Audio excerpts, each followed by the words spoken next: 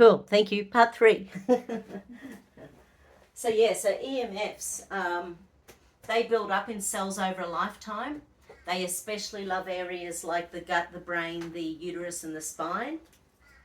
And then they also attract histamine. So mast cell activation syndrome and buildup of electromagnetic frequencies and radiations and all the G's, that they very much are hand in hand. But once again, last time it showed up that none of the immune system protocols had a program to help you deal with electromagnetic frequencies, whereas now it's changed to an energy mismatch. So it feels to me like your immune system is working harder to do stuff these, but the body has a changing, it's like it's adjusting, but then the body is trying to hide it from you again, because we've gone from a few things simply being underactive with the immune system to being an energy mismatch, which is an interesting swap. It's not what I normally see. And I don't know about you, but here in Australia, the 5G stuff has been turned on recently in the last few weeks. A lot of the phones have automatically updated to 5G stuff now. So people are having to physically go into their phone and switch it back down.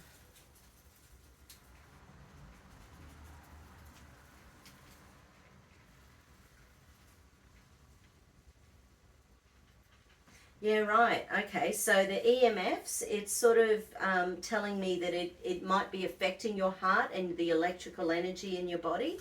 So what I'll ask the body to do is stack any and all issues associated with EMFs messing with your nervous system into double anterior, into the corpus callosum muscle test.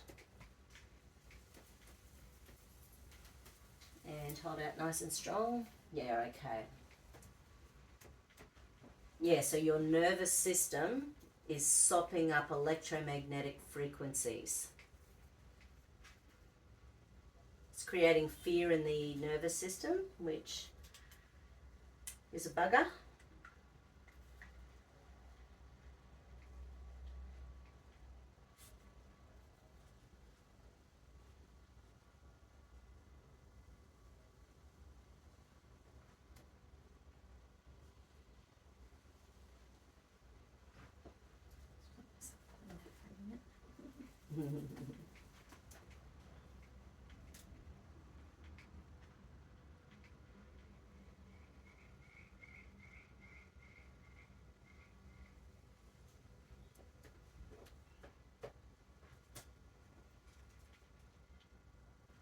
And let's check the heart as well. So hold down at the wrist for me in the clear.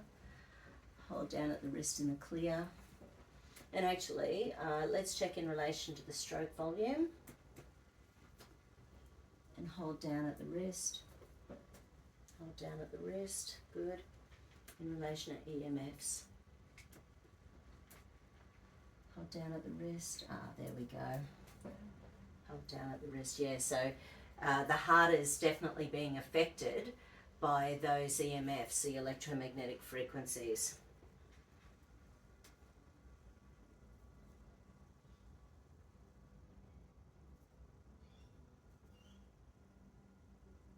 Yeah, I don't know whether you've seen my interview with Arthur Furstenberg, which was around December 22, and he told a story where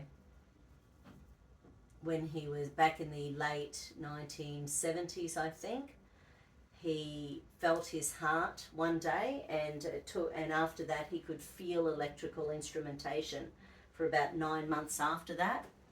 And when he started studying medicine in the early 80s, he was in the pediatrician ward where there's huge amounts of technology and things that release radiation, and he had a heart attack that day, but he knew it was to do with the EMFs. And after that he could feel all of the machinery for 3 years afterwards. So he was never able to complete his medicine because he simply couldn't go into the hospitals without feeling like he was going to die. So, he avoided them, and now he lives in a place where there's no smart devices. He doesn't have a mobile phone. He lives very, very simply.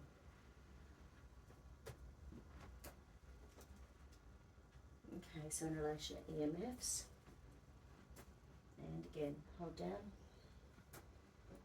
hold down. So once again, as much EMF protection as you can afford, you know, so just always doing wearables and protection in your house as much as you can. Because, yeah, so EMFs are known to build up over a lifetime. And they're definitely linked in with things like anxiety, depression, cancers, heart disease. There's lots of research on that. And because 95% of the population has Epstein-Barr virus is activated by EMFs as well, so it can be lying dormant in our body, but EMFs are one of the things that help to reactivate it. And we also know that EMFs weaken the blood-brain barrier, so then a lot of toxins can cross the blood-brain barrier. So therefore toxins and viruses, you know, can flood into the brain without anything stopping it.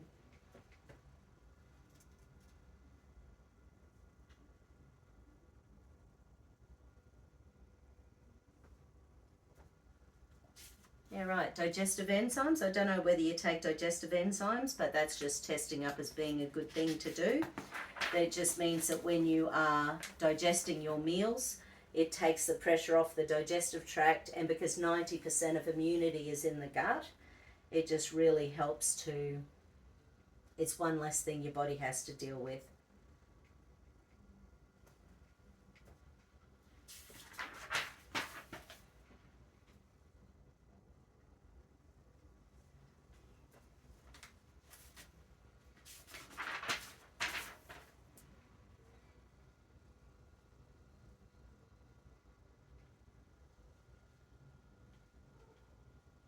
Okay. Guillain-Barré type syndrome showed up last time. That's not showing up this time, which is good.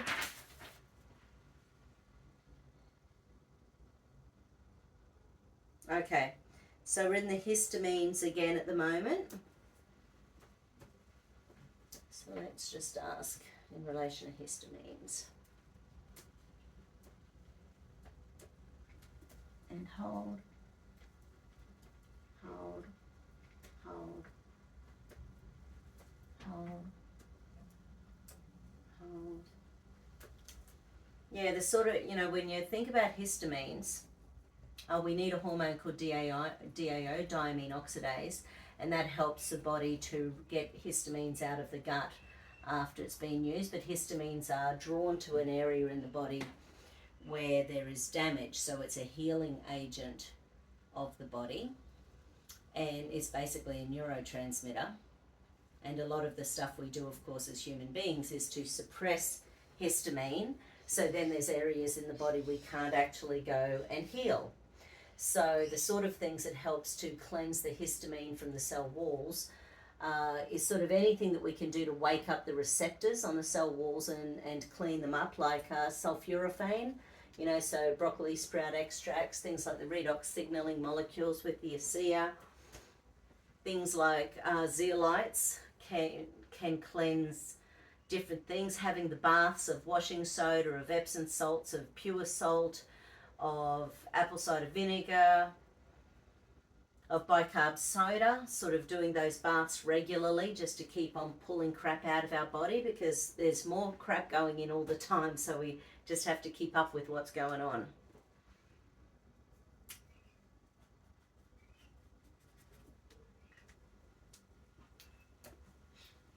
So let's ask the stomach and small intestine about its production of DAO. Let's ask around optimum production of DAO. And hold. Hold. Okay, so last time the stomach wasn't. This time that's better, so that's an improvement.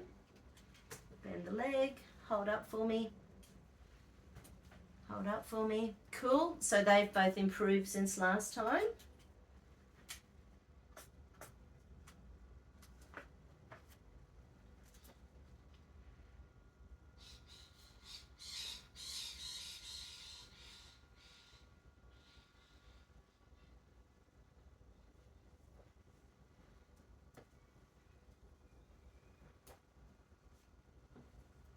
So is there anything else I need to do in that histamine list? No? Okay, so moving on.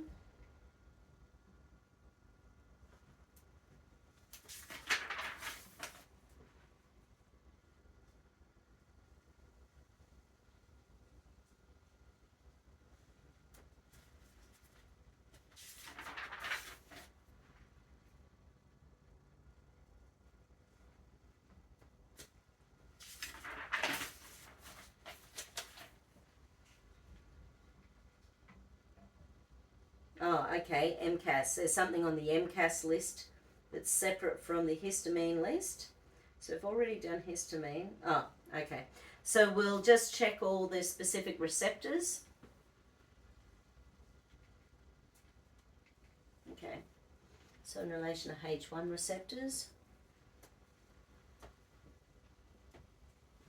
And hold, hold, hold, hold.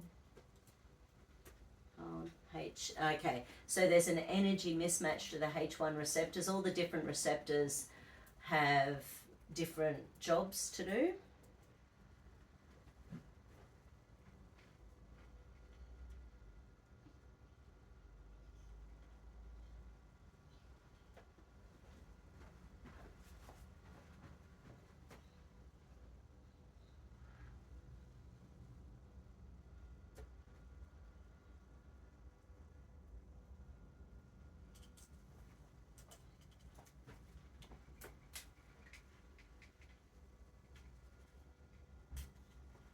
H2 receptors.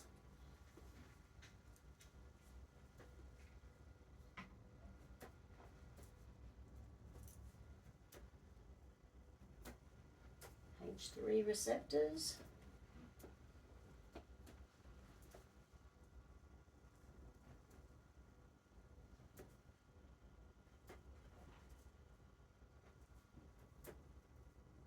Okay, H3 receptors.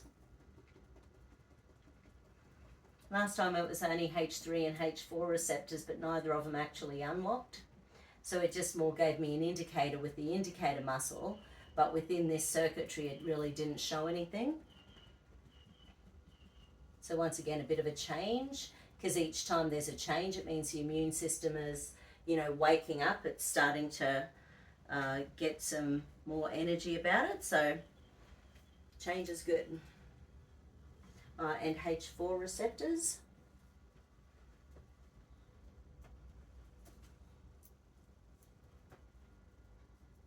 Sorry.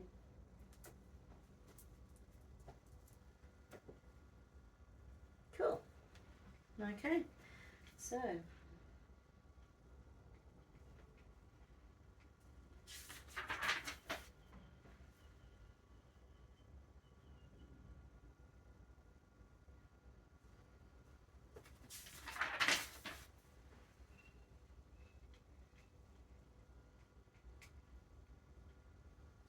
yeah, all right. So once again, thinking about that CIRS, the chronic inflammatory response syndrome, mold and mold spores is a similar energy, but that's showing up as well. Mold and mold spores. I was chatting to a friend of mine yesterday who has had neurological symptoms for the last couple of years, and we were chatting about all sorts of things that can get into the nervous system and create that autoimmunity where the immune system's attacking the lungs or attacking the nerves, or and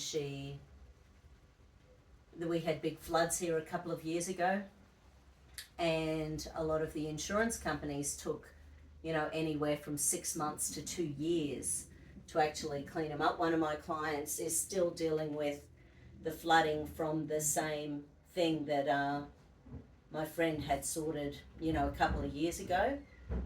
So people are living in these houses with heaps of black mold. And even though, that was downstairs, she had to walk through that part of her house to go upstairs. And spores move, that's what they do.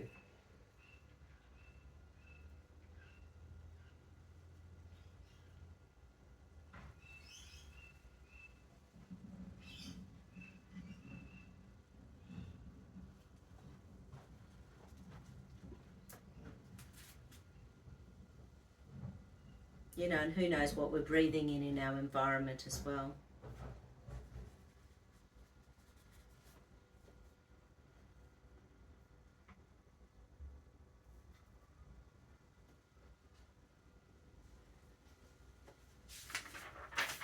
So last time there were a couple of mycotoxins showed up, whereas that's not showing up this time.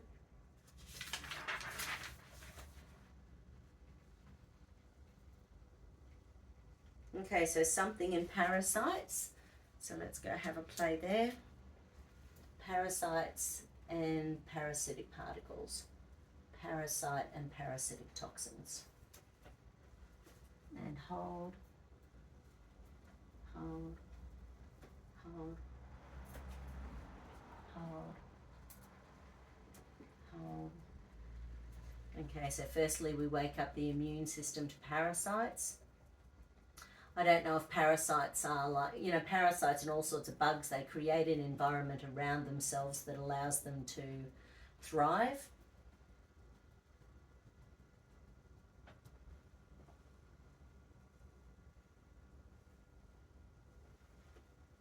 And of course our best bang for our buck with anything anti-parasitic is around the full moon, because that's when parasites, they love it. They thrive and create more of themselves.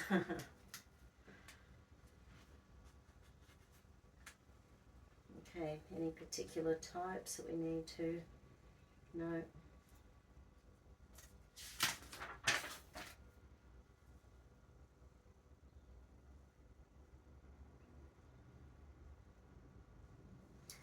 Right, retroviruses are showing up, so I'm just going, they estimate that up to 15% of our DNA can actually be retroviruses. So let's just ask in relation to any and all retroviruses. And hold, hold. So Epstein-Barr, for example, is often a retrovirus. Hold, okay.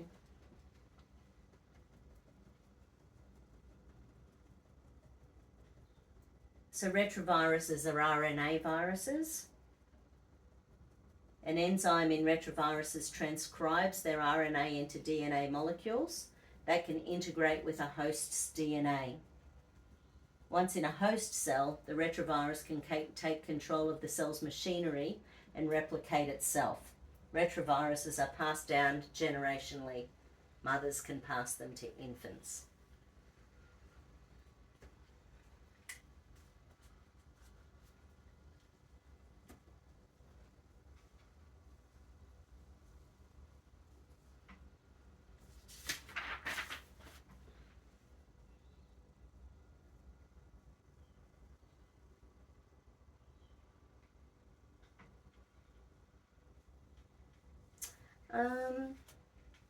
I don't know where you would have got this, but I'm going to ask the body about XMRV. XMRV is a retrovirus. Hold, hold, hold, hold. It's one of the ones that Dr. Judy Mikovits was talking about early on in the piece.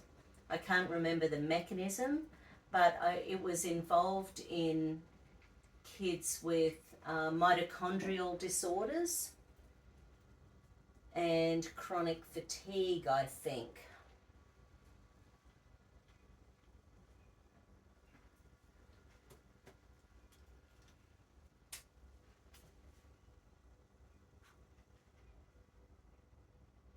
Yeah, so once again, just sort of thinking the things that clean up the DNA, you know, the redox molecules of Brussels sprouts, broccoli seed extract, sulforaphane, things like green tea extract and resveratrol, and things that wake up our mitochondria.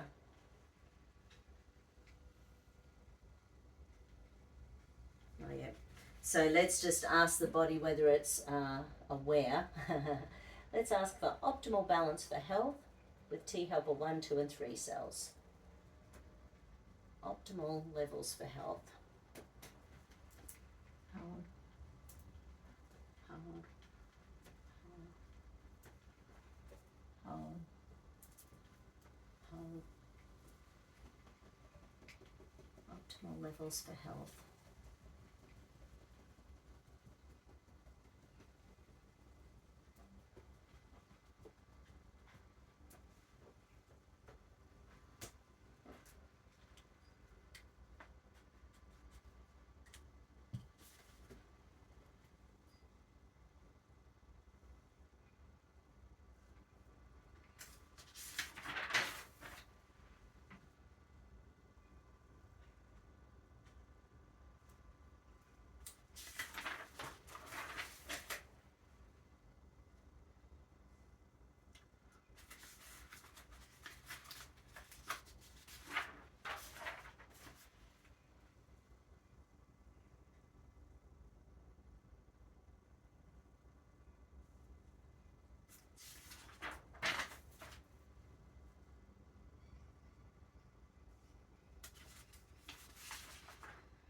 Beautiful. Okay, Caitriona I'll upload this, and I'll send you a message, because I mean there's a bit of, as you can see, it's changing, which is great. When the immune system stuff stays the same, I'm more worried. So the fact that more stuff showed up today than last time, anything that did show up last time has shifted. I don't think a single pattern was the same this time as last time, which is really, to me, that's good. The immune system is evolving, which is exactly what it should be doing. And it's, yeah, so, but that nervous system, sort of interesting that the CIRS, so chronic inflammatory respiratory syndrome, or chronic inflammatory response syndrome, depending where you read it, you know, that sort of showed up. The XMRV, you know, that's the sort of thing that can flip our genes, you know, those environmental toxins like that. I don't know whether it was, whether it's a transfection, or you know, I can't quite remember the story with the XMRV, but SV40 didn't show up. It was known to be in polio jabs for about 30 years, but that one didn't show up, but the XMRV did, and it had a similar-ish story. Maybe it was to do with maybe murine, so it might have been something they were growing on kidney mouse cells or something like that. Anyway, can't quite remember. But cool, get this uploaded. Thank you, Renergy. Doesn't she look at peace? Been out in the sunshine with her babies this morning. Yeah. Beautiful. Talk to you soon.